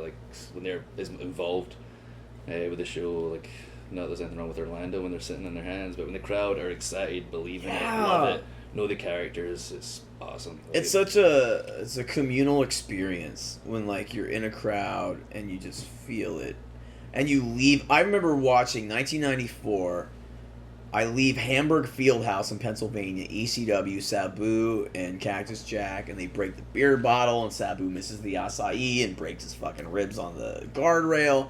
And I'm just like, oh my god, I'm leaving there. I'm like, oh my god, I'm stealing a piece of this broken chair. I'm thieving this, because this is a moment in my life. I'm hooked. This is so far removed from any other experience I've had watching pro wrestling. Holy shit. Oh, yeah. And that's what happened recently. Yeah. Sabu. Yeah. For the first time. How'd that go? Good. The first match, not so much, because people kind of got in my ear, like, watch when he throws the chair, and I was like, oh my god, it's Sabu. I got myself wound up too much, and then I ran to give him a boot on the outside, and there was beer on the floor, and I slipped and knocked him out. I felt so bad. And I started chopping him, and I saw the look in his face, and I was like, I'm beating up a 50-year-old man. Like this, I've got it in my head. This is Sabu.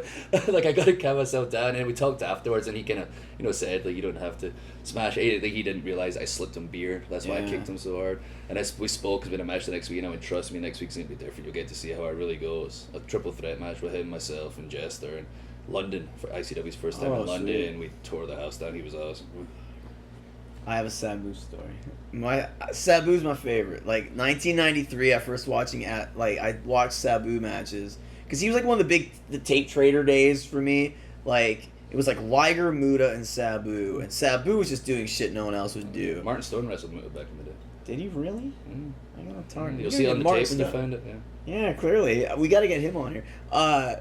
Sabu was just doing shit no one else would do with like Jerry Lynn and Candido and Waltman and all these people. I'm like, oh my god, who's this guy? He's moonsaulting on tables. He's going through tables with no one on them. He's insane. So ECW comes to Pennsylvania where I lived, and he's walking out to his car. Wow, there's my hero Sabu. I'm going to go up to him and ask him for an autograph. So I go up with my little program and pen. And I'm like fucking like 14 going on 6 at the time. So I'm like, here, would you please sign this?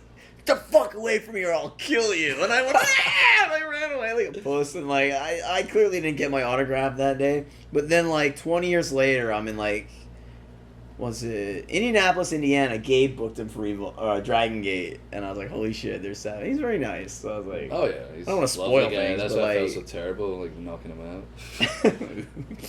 Like I felt so bad, and like afterwards, he was giving like the speech he would give to like newbies, like for being stiff and stuff, not needing to be stiff. I work, brother. And wow. I was like, "Oh man, I feel so terrible." I slipped him beer. I was pretty much just said, "Wait till next week." And afterwards, he was so happy once he kind of saw how I usually wrestle, rather than slipping big boots on the outside.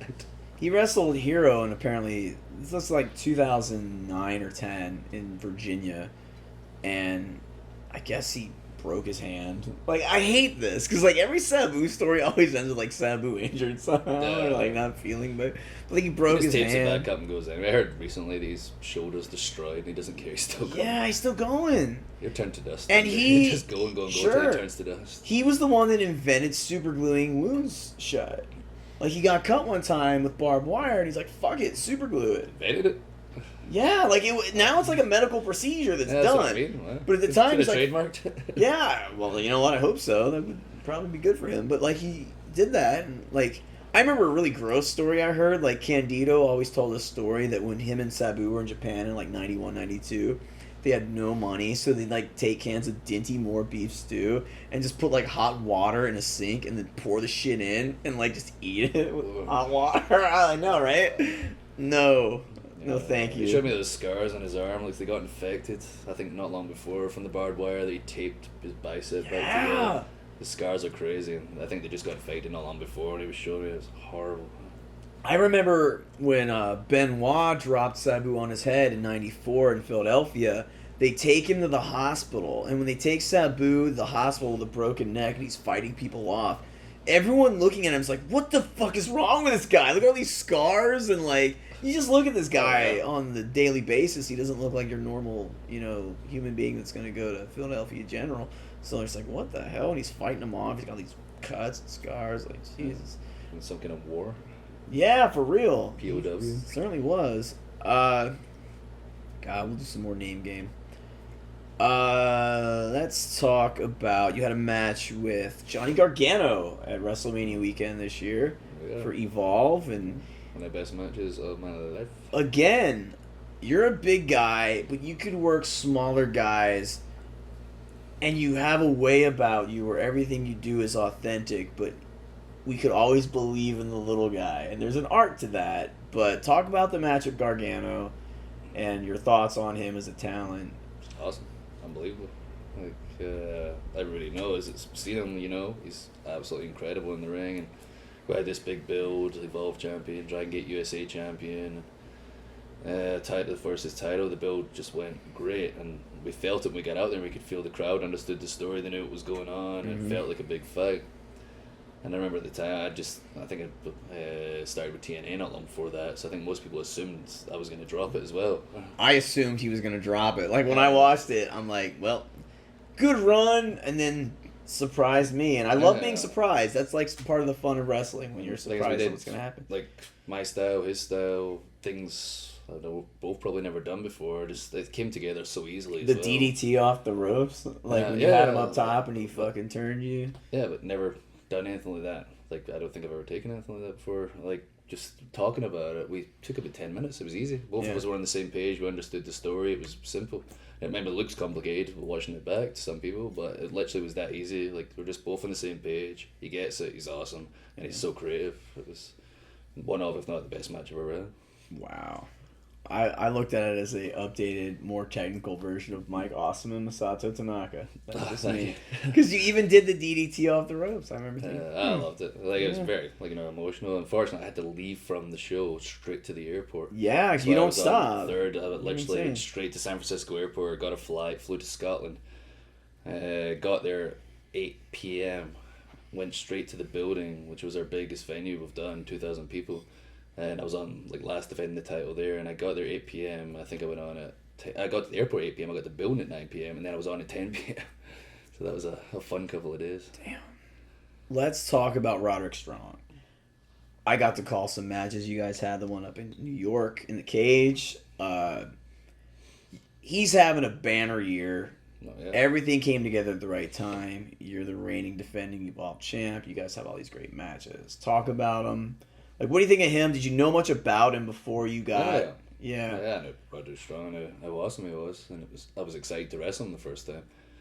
And I remember, it's like same deal. We really feel weird talking about putting together matches. Yeah, I know. But we didn't talk at all before the first match in New York. And there was no plan for us to feud. We were literally talking about the match during the first match. And we were on third.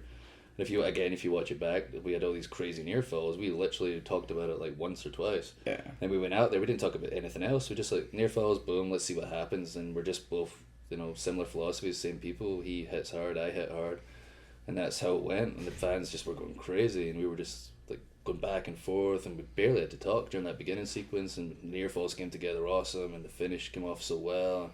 I remember thinking at the time, I was like, wow, this guy is really good.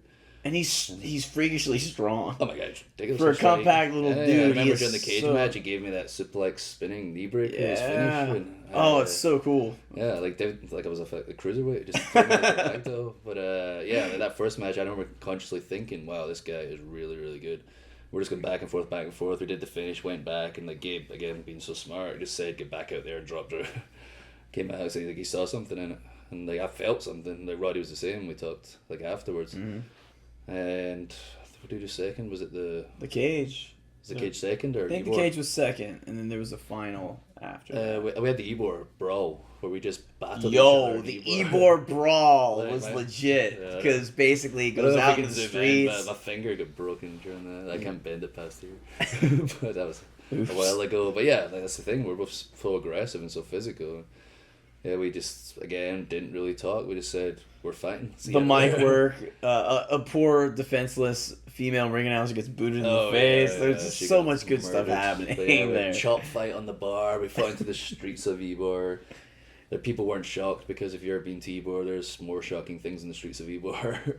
Truth. But we brawled everywhere. And I remember like sometimes I'll spit beer in people's faces when I'm brawling. I stupidly got Jack or something. I went, oh! That was the biggest mistake when you're sweaty. And I remember Roddy tried to do it, and as soon as he turned around, I was on the bar, kicked him in the face. He spat it everywhere. Just everything came together awesome. And The third one's the cage match again. And I love the series of kicks at the end. The whole thing, the way that was put together was so good too. No, that wasn't put together that way. That just happened on the fly. Like he was gonna do a couple of kicks. It just so happened the cage was shit, and I slipped. I saw a gap, and I wedged myself in it, and looked at Roddy. I'd have to tell him. Just looked at him, and just boom. He was smart enough just to keep going.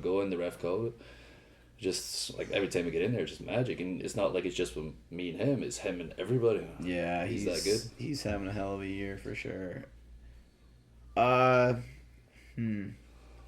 Let's talk about this past weekend. Lots of big things happening. You lose the title to Timothy Thatcher. What's your thoughts on Tim Thatcher? And it's so different. Yeah. I don't know. When he realized how unique he could be doing this step. I don't know where it came from, but he was brave enough to go with it, try it, be different, think outside the box by doing what's old is new. Yeah, just being like a traditional wrestler, like guys like him, Biff, Zack Sabre Jr. Guys who've taken like wrestling, like Zack, especially with the British wrestling stuff. Taking stuff that kind of looks pony if you watch it back now, but developing it into this modern, realistic style that just everything looks so believable. Drew Gulak's another good one. Yeah. I miss him. Yeah, please throw in names that I forget because I feel like Hero. Dick when I watch back and then go, oh man, this guy. No, like it's such a good melding, and I know Gabe's a big fan of that style right now. Yeah, it's awesome. It's just there's so no wasted motion. Yeah, it's so just believable. so clean and crisp and believable. And yeah, like we knew he was the guy months ago. Like, how about Zach? Did you know Zach before you got here? I didn't. Because Zach's a youngster. Yeah. But, like, Zach and just his joint manipulation and the stuff he does, like, it's just so pure. I can't wait to watch him and Roddy back from the other night. Like, I was on after, so I didn't get to see it. But I was backstage listening, and I went, what are they doing? And Gabe came over. It's like, I've never seen him so panicked. And he was like, okay, so Hero and Trevor had the match of the year. And then the next match was Super Match of the Year. Just being tense, guys, and I was looking at him like, Gabe, just relax. We got this. It's not going to be the same. Like, I was the one calming him down because he was just like, oh my god, I screwed you guys putting you after these matches. No. But we were so confident. We both, like, Tim's so relaxed anyway. Nothing could bother him, and I was just, confident we were going to go out there. I said in the mic, like, I had like all my promos here, and I don't even think about it. I just said, boom. It's hard. Like, when you're on last year, it's, it's a challenge because every match is match of the year. Every guy before you is so good, and that's why I love the challenge. I love that, and I said we'll give them something different. Two big motherfuckers beating the shit out of each other, and we certainly beat the did shit out of each other.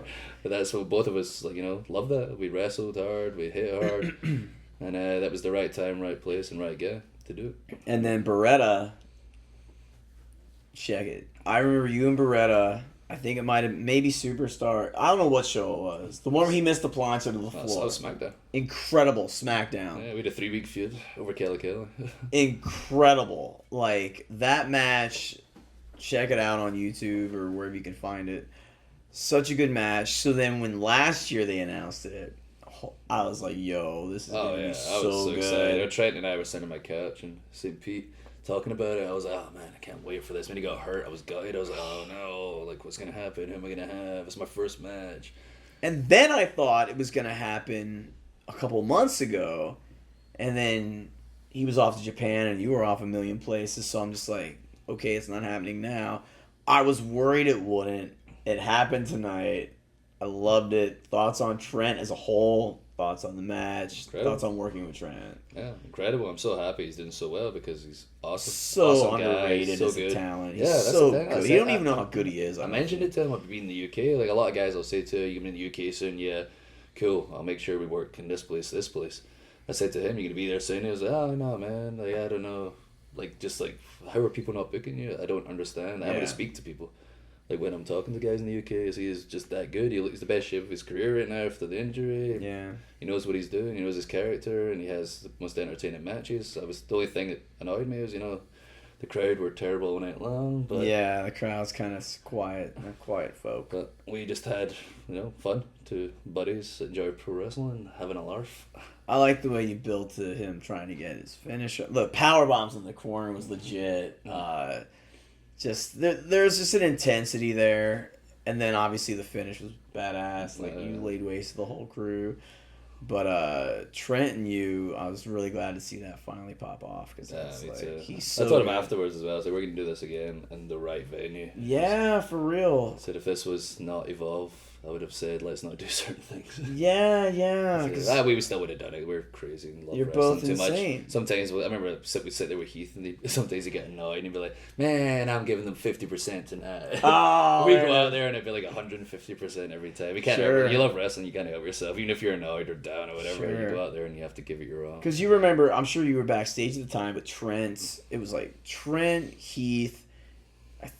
I want to say TJ was in the match. The Usos were in the match. With superplex to the To the floor. outside, Insane. Yeah. And that thing has been bastardized, and people on the indies have picked it up. It's been done in Japan now. Like, Trent was always so hungry, and he just wanted it. And when he came back down to FCW and NXT, he wanted it. And he had these great matches. And I remember being in the office, and he'd be having these great matches, and I'd hear, I don't get it. He's not going to do anything. And I'm not naming names. We could guess.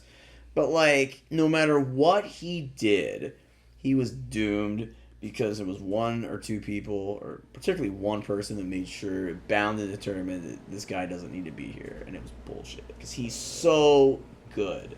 Yeah, And I'm just glad. Sometimes when it's clear how talented somebody is. Yeah, and he's kicking ass now. He's IWGP Junior Champion. Okay, they lost to the Young Bucks, but he was. And he's doing really well. And you guys can meet PWG at Bola. Yeah, hopefully we have another match there with the crowd. Yo. Actually, book it. Is this going to be Let awesome? it Please happen. book that. It'll be awesome, I Please. assure you. They will set it off. Everyone will love it. Well, I think we might be about done here. I think we went through a whole myriad of topics. Yeah. And that's a big word for this time of night, but it's been fun. Thank you for doing this with me, big man. We got plenty more to talk about in the future, I'm sure. Yeah, man. We'll do a part 2 eventually. Thanks for tuning in, everybody, and we're signing off.